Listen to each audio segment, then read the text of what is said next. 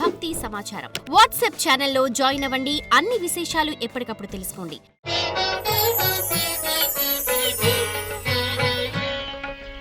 గురుదేవులు వీరబ్రహ్మేంద్ర స్వాముల వారి యొక్క ఉపాసన ఫలితంగా గవ్వ ప్రశ్న ద్వారా ప్రాచీన సంఖ్య మరియు ప్రశ్నాశాస్త్రాలని క్రోడీకృతం చేసుకుంటూ ఎన్నో భవిష్యత్తుకు సంబంధించినటువంటి విషయాల్ని మీ కృష్ణమాచార్య ముందుగానే మాధ్యమాలు, సామాజిక మాధ్యమాల ద్వారా చెప్పడం జరిగింది. బిగ్ టీవీ ద్వారా ప్రతి కాలజ్ఞానం, శ్రీ కాలజ్ఞానం కార్యక్రమంలో ప్రతిరోజు కూడా, ప్రతి కార్యక్రమంలో కూడా ముందస్తుగా ఒక ఫలితాన్ని మనం చెబుతూ ఉన్నాం.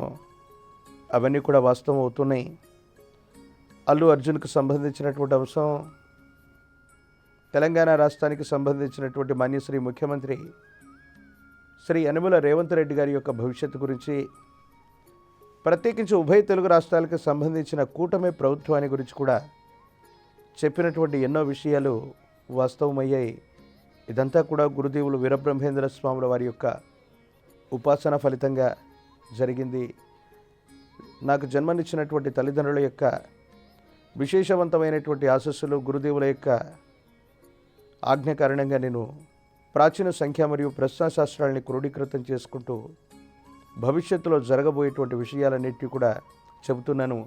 ఇప్పటి వరకు ఫలించినటువంటి విషయాలన్నీ కూడా శ్రీ గురుదేవులు వీరబ్రహ్మేంద్ర స్వాముల వారి యొక్క ప్రశ్నాశాస్త్రానికి చెందుతాయి. ఒకవేళ ఏవైనా జరగపోయి ఉంటే అది నా పరిజ్ఞాన లోపమే తప్ప వేరొకటి కాదు.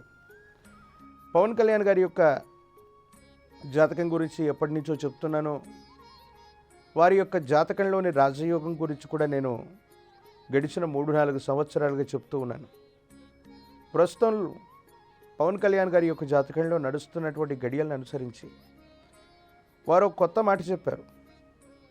సనాతన ధర్మ పరిరక్షణ కోసం ఒక ప్రత్యేకమైన వ్యవస్థ లేదా బోర్డుని ఏర్పాటు చేయాలని, దీని ద్వారా సనాతనమైన ధర్మాన్ని పరిరక్షణ చేయాలని. ఇది జరిగేటువంటి అవకాశం ఉందా?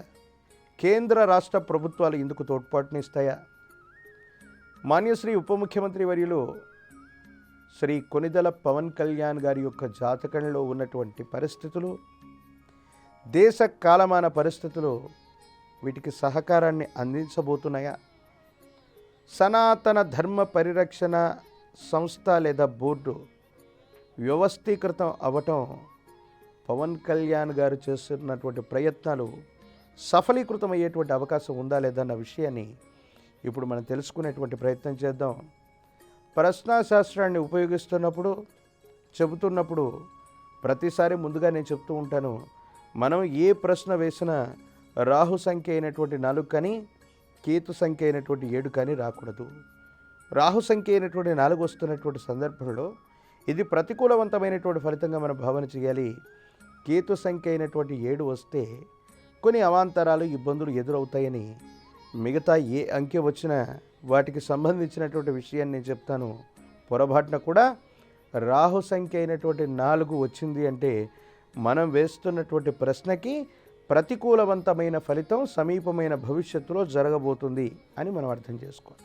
మాన్యశ్రీ పవన్ కళ్యాణ్ గారి యొక్క నేతృత్వంలో ఉన్నటువంటి కూటమి ప్రభుత్వం కేంద్ర రాష్ట్ర ప్రభుత్వాలని ఒప్పించి సనాతన ధర్మ పరిరక్షణ బోర్డును ఏర్పాటు చేసే అవకాశం ఉందా లేదా? శివాయ బ్రహ్మణే నమ, వీరబ్రహ్మేంద్ర స్వామినే నమో నమ. జై వీరబ్రహ్మ జై, గోవిందమాంబ జై. ఓం హ్రీం క్లీం శ్రీం శివాయ బ్రహ్మణే నమ, వీరబ్రహ్మేంద్ర స్వామినే నమో నమ.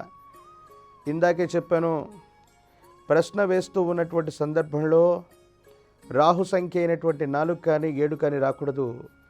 వచ్చినటువంటి ఫలితం సరిగ్గా 4. మాన్యశ్రీ ఉప ముఖ్యమంత్రి వర్యులు కొనిదెల పవన్ కళ్యాణ్ గారు శ్రవణ నక్షత్రం, మకర రాశి, ఏలినాటి శని సంపూర్ణమవుతున్నటువంటి సందర్భాన్ని మనం చూడొచ్చు. ఎంతో విశేషవంతమైనటువంటి సనాతన ధర్మం కోసం వారు ప్రయత్నాన్ని చేస్తున్నారు, కానీ కొన్ని అవాంతరాలు ఎదురయ్యేటువంటి అవకాశం ఉంది. ఇది అంత సులభంగా ఈ నిర్ణయం వినవంటనే వచ్చేటువంటి అవకాశాలు కూడా చాలా తక్కువ ఉన్నాయి. దేశకాలమాన పరిస్థితుల్లో ఇంకా ఎక్కువ సమయం తీసుకునేటువంటి అవకాశం ఉంది. ఎంతోమంది సాధు సంతవులు పరమ పూజ్య మఠపీఠాశ్రమాధిపతులు సైతం పవన్ కళ్యాణ్ గారి గురించి, వారి వ్యక్తిత్వం గురించి కూడా వ్యంగ్యాస్త్రాలు సంధిస్తున్నటువంటి అంశాన్ని కూడా మనం చూడాలి. వారి వ్యక్తిత్వాన్ని కించపరిచేటువంటి విధంగా పరమ పూజ్య మఠపీఠ ఆశ్రమాధిపతులు ఎవరు మాట్లాడకూడదు. కానీ నేను చెప్తున్నటువంటి అంశం ఏంటంటే, ఇది రాహు సంబంధమైనటువంటి ఫలితం.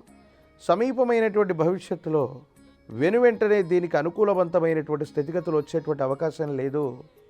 ఏవో అవాంతరాలు, ఇబ్బందులు ఉన్నాయి. దేశకాలమాన పరిస్థితుల్లో సనాతన ధర్మ పరిరక్షణ బోర్డు ఏర్పడాలని మనలాంటి వాళ్ళందరం కూడా మనం కోరుకోవాలి. కానీ కొన్ని అవాంతరాలు ఉన్నటువంటి విషయాన్ని తప్పకుండా మనం తెలుసుకోవాలి. వచ్చేటువంటి మళ్ళీ కార్యక్రమంలో మళ్ళీ కలుసుకుందాం. అంతవరకు స్వస్తి. నేను మీ Krishnamacharya, Shri బ్రహ్మపదం.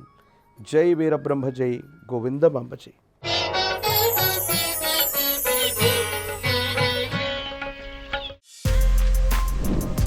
For more videos like this, subscribe Big TV channel.